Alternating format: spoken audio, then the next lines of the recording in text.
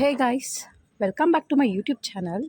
ಯಾರೆಲ್ಲ ಈ ವಿಡಿಯೋನ ಹೊಸದಾಗಿ ನೋಡ್ತಿದ್ದೀರಾ, ಪ್ಲೀಸ್ ಸಬ್ಸ್ಕ್ರೈಬ್ ಮಾಡ್ಕೊಂಡು ಸಪೋರ್ಟ್ ಮಾಡಿ. ನಿಮ್ಮ ಎಲ್ಲರ ಸಪೋರ್ಟ್ ನನಗೆ ತುಂಬಾ ಇಂಪಾರ್ಟೆಂಟ್ ಆಗಿರುತ್ತೆ. ಸೊ ಹಾಗೆ ಲಾಸ್ಟ್ ವ್ಲಾಗ್ ಯಾರೆಲ್ಲ ನೋಡಿಲ್ಲ, ಪ್ಲೀಸ್ ಈ ವಿಡಿಯೋ ಆದಮೇಲೆ ಲಾಸ್ಟ್ ವ್ಲಾಗನ್ನು ನೋಡಿ. ಹಾಗೆ ನಾನು ಇನ್ಸ್ಟಾಗ್ರಾಮ್ ಲಿಂಕನ್ನ ನಾನು ಡಿಸ್ಕ್ರಿಪ್ಷನಲ್ಲಿ ಹಾಕಿರ್ತೀನಿ, ಚೆಕ್ ಮಾಡಿ ಫಾಲೋ ಮಾಡಿ ಅಂತ ಹೇಳ್ತಾ ಈ ವಿಡಿಯೋ ಸ್ಟಾರ್ಟ್ ಮಾಡ್ತಿದ್ದೀನಿ. ಸೊ ಮಾರ್ನಿಂಗ್ ವರ್ಕ್ ಇವತ್ತು ಬೇಗನೆ ಮುಗೀತು ಅಂತ ನಮ್ಮಮ್ಮಗೆ ಟೆರೆಸ್ಗೆ ಹೋಗೋಣ ಅಂತ ಹೇಳಿದೆ. ಟೈಮ್ ಪಾಸ್ ಹೆಂಗೆ ಮಾಡೋದು ಅಂತ ಗೊತ್ತಾಗಲಿಲ್ಲ ನನಗೆ. ಸೊ ಅದಕ್ಕೆ ಟೆರೆಸ್ಗೆ ಹೋಗೋಣ ಅಮ್ಮ, ಗಾಳಿ ತುಂಬ ಚೆನ್ನಾಗಿ ಬರ್ತಿದೆ, ಇವತ್ತು ಮಳೆ ಕೂಡ ಇಲ್ಲ ಅಂತ ಹೇಳಿದೆ. ಸೊ ಬಲವಂತ ಮಾಡಿ ನಮ್ಮಮ್ಮನ ಕರ್ಕೊಂಡು ಹೋಗಿದ್ದೀನಿ ಗೈಸ್ ಮೇಲೆ.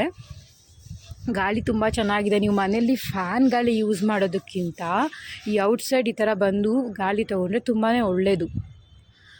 ಸೊ ನಮ್ಮ ಬೆಂಗಳೂರಲ್ಲಿ ಗಿಡ ಮರ ಈಗಿಂತ ತುಂಬ ಅಪಾರ್ಟ್ಮೆಂಟ್ಸ್ಗಳೇ ತುಂಬ ಆಗಿಬಿಟ್ಟಿದೆ ಗೈಸ್. ನೀವು ಬೇಕಾದರೆ ಅಬ್ಸರ್ವ್ ಮಾಡಿ, ನಮ್ಮ ಮನೆ ಸುತ್ತಮುತ್ತ ಎಲ್ಲ ಬರೀ ಅಪಾರ್ಟ್ಮೆಂಟ್ಸು ಬಿಲ್ಡಿಂಗ್ಗಳೇ ಜಾಸ್ತಿ ಆಗಿಬಿಟ್ಟಿದೆ. ನಮ್ಮಮ್ಮಗೆ ಅದನ್ನೇ ಹೇಳಿ ತಲೆ ತಿಂತಿದ್ದೀನಿ ನಾನು. ಸೊ ಬೆಂಗಳೂರಲ್ಲಿ ಈ ಥರ ಆದರೆ ಮುಂದಕ್ಕೆ ಜೀವನ ಮಾಡೋದು ತುಂಬ ಕಷ್ಟ ಅಂತ ಹೇಳ್ತಿದ್ದೀನಿ. ಸೊ ಹಂಗೆ ನನಗೆ ಒಂದು ಇನ್ಸ್ಟಾಗ್ರಾಮ್ಗೆ 2-3 ವಿಡಿಯೋಸ್ ಬೇಕಾಗಿತ್ತು. ನಮ್ಮಮ್ಮಗೆ ಹೇಳಿದೆ ವಿಡಿಯೋ ಮಾಡು ಅಂತ. ಅದನ್ನು ಮಾಡ್ತಾ ಇವತ್ತಿನ ರೆಸಿಪಿ ಏನು ಮಾಡ್ತೀನಿ ಅಂತ ಹೇಳ್ತೀನಿ ನೋಡಿ. ಜಸ್ಟ್ ನಾನು ಅಕ್ಕಿ ಪಾಯಸ ಮಾಡೋಣ ಅಂತ ಇದ್ದೀನಿ. ಏನಕ್ಕೆ ಅಕ್ಕಿ ಪಾಯಸ ಮಾಡೋಣ ಅಂತಿದ್ದೀನಿ ಅಂತ ಹೇಳಿದ್ರೆ, ಸೊ ನನಗೆ ಸಂಡೇ ಮಾಡಿದ ವ್ಲಾಗಲ್ಲಿ ಒಂದು ಹುಡುಗಿ ನಿಶಾ ಅನ್ನೋರು ಕಮೆಂಟ್ ಮಾಡಿದರು, ಅಕ್ಕಿ ಪಾಯಸ ಮಾಡಿ ಅಂತ. ಸೊ ಅವರಿಗೋಸ್ಕರ ಈ ರೆಸಿಪಿ ಮಾಡ್ತಿರೋದು. ಸೊ ಅಕ್ಕಿ ಪಾಯಸಕ್ಕೆ ಏನೇನು ಬೇಕು ಅಂತ ಹೇಳ್ತೀನಿ ನೋಡಿ. 1 ಬಟ್ಲು ಚಿಕ್ಕ ಬಟ್ಲಲ್ಲಿ ಅಕ್ಕಿ ತೊಗೊತಿದ್ದೀನಿ. ಅದಾದಮೇಲೆ ಕಡಲೆಬೇಳೆ, ದ್ರಾಕ್ಷಿ, ಗೋಡಂಬಿ, ಬೆಲ್ಲ, ಏಲಕ್ಕಿ ಪುಡಿ, ಅದಾದಮೇಲೆ ತುಪ್ಪ ಯೂಸ್ ಮಾಡ್ಕೊತಿದ್ದೀನಿ. ಸೊ ಯಾವ ಥರ ಮಾಡೋದು ಅಂತ ಹೇಳ್ತೀನಿ ನೋಡಿ.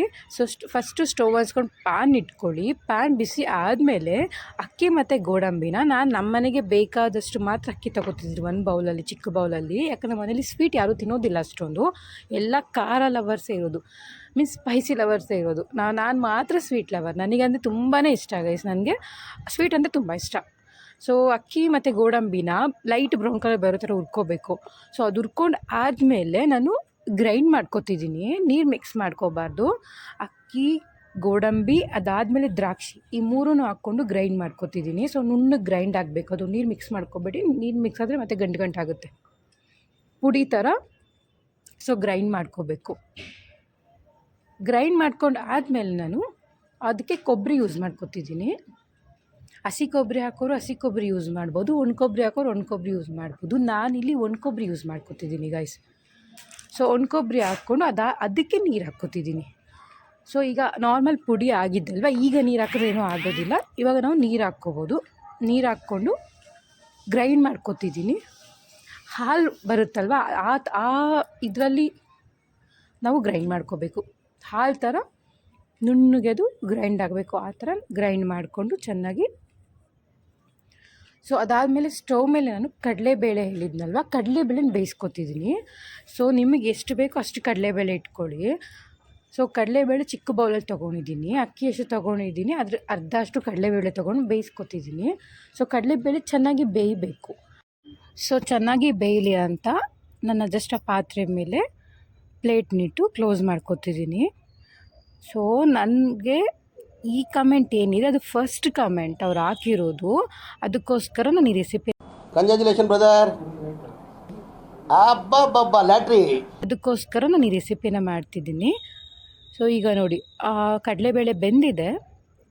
ಸೊ ನಾನೇನು ಗ್ರೈಂಡ್ ಮಾಡ್ಕೊಂಡಿದ್ದೀನಲ್ವ ಕೊಬ್ಬರಿ ಅಕ್ಕಿ ಎಲ್ಲ ಹಾಕಿ, ಸೊ ಅದನ್ನು ನಾನು ಕಡಲೆಬೇಳೆ ನೀರಿಗೆ ಮಿಕ್ಸ್ ಮಾಡ್ಕೊತಿದ್ದೀನಿ. ಮತ್ತು ಆ ಜಾರಲ್ಲಿ ಏನಿದೆ ಅದನ್ನು ನೀರು ಹಾಕ್ಕೊಂಡು ಕಲಿಸ್ಕೊಂಡು ನೀವು ಮತ್ತೆ ಮಿಕ್ಸ್ ಮಾಡ್ಕೋಬೇಕಾಗುತ್ತೆ. ನಿಮಗೆ ಎಷ್ಟು ಗಟ್ಟಿ ಬೇಕು ಅಷ್ಟು ಗಟ್ಟಿಯಾಗಿ ನೀರನ್ನು ಮಿಕ್ಸ್ ಮಾಡ್ಕೊಳ್ಳಿ. ತುಂಬ ನೀರು ಕೂಡ ಆಗಬಾರ್ದು, ತುಂಬ ಗಟ್ಟಿ ಕೂಡ ಆಗಬಾರ್ದು. ಆ ಪ್ರಮಾಣದಲ್ಲಿ ನೀವು ನೀರನ್ನು ಮಿಕ್ಸ್ ಮಾಡ್ಕೋಬೇಕು.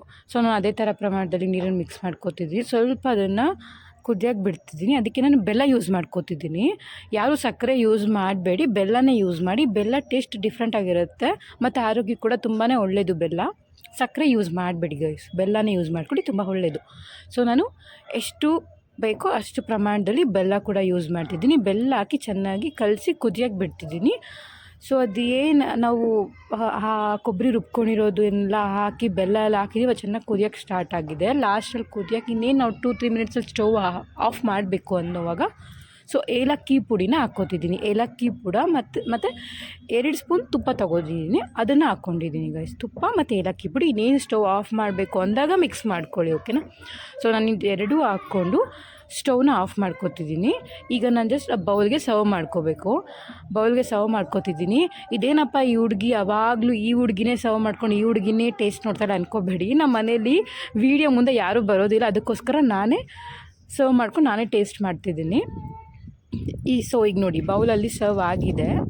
ಸೊ ಸ್ಮೆಲ್ ಚೆನ್ನಾಗಿ ಬರ್ತಿದೆ. ನನಗೆ ಸ್ವೀಟ್ ಅಂತ ತುಂಬಾ ಇಷ್ಟ ಗೈಸ್, ಹೇಳ್ಬೇಕಂದ್ರೆ ಖಾರಕ್ಕಿಂತ ನಂಗೆ ಸ್ವೀಟ್ ಅಂದ್ರೇ ತುಂಬ ಇಷ್ಟ. ಸೊ ಈಗ ನೋಡಿ ಟೇಸ್ಟ್ ಮಾಡ್ತಿದ್ದೀನಿ. ತುಂಬ ಬಿಸಿ ಇದೆ ಗೈಸ್, ಬಿಸಿ ಬಿಸಿ ತಿನ್ನೋಕ್ಕಾಗೋದಿಲ್ಲ. ಸೊ ಟೇಸ್ಟ್ ಮಾಡ್ತಿದ್ದೀನಿ, ಚೆನ್ನಾಗಿದೆ. ನನಗೆ ತುಂಬ ಇಷ್ಟ ಆಯಿತು. ಅಕ್ಕಿ ಪಾಯಸ ಸೇಮ್ ಈ ರವೆ ಪಾಯಸ ಯಾವ ಥರ ಬರುತ್ತೋ ಅದೇ ಥರನೇ ಬಂದಿದೆ. ಕರೆಕ್ಟಾಗಿ ಸ್ವೀಟ್ ಕೂಡ ಹಾಕಿದ್ದೀನಿ. ಸೊ ಅದು ಏಲಕ್ಕಿ ಫ್ಲೇವರ್ ಆಗಿರ್ಬೋದು, ಮತ್ತು ನಾವು ಅಕ್ಕಿ ಹುರ್ಕೊಂಡು ಗ್ರೈಂಡ್ ಮಾಡ್ಕೊಂಡು ಹಾಕಿದ್ದೀರಲ್ವ ಆ ಫ್ಲೇವರ್ ಆಗಿರ್ಬೋದು, ಮಸ್ತಾಗಿ ಬಂದಿದೆ. ನೀವು ಒಂದ್ಸಲ ಟ್ರೈ ಮಾಡಿ. ಸೊ ನೋಡಿದ್ರಲ್ವ ಈ ವಿಡಿಯೋ. ಸೊ ಈ ವಿಡಿಯೋ ನಿಮ್ಗೆ ಇಷ್ಟ ಆಗಿದ್ರೆ ಪ್ಲೀಸ್ ಲೈಕ್ ಮಾಡಿ, ಶೇರ್ ಮಾಡಿ, ಮತ್ತು ಕಮೆಂಟ್ ಮಾಡಿ ಗೈಸ್ ನೆಕ್ಸ್ಟ್ ರೆಸಿಪಿ ಏನು ಮಾಡಬೇಕು ಅಂತ. ಹಾಗೆ ಸಬ್ಸ್ಕ್ರೈಬ್ ಮಾಡೋದನ್ನು ಮರಿಬೇಡಿ. ಮತ್ತು ಬೇರೆ ವಿಡಿಯೋದಲ್ಲಿ ಸಿಗ್ತೀನಿ. Thank you.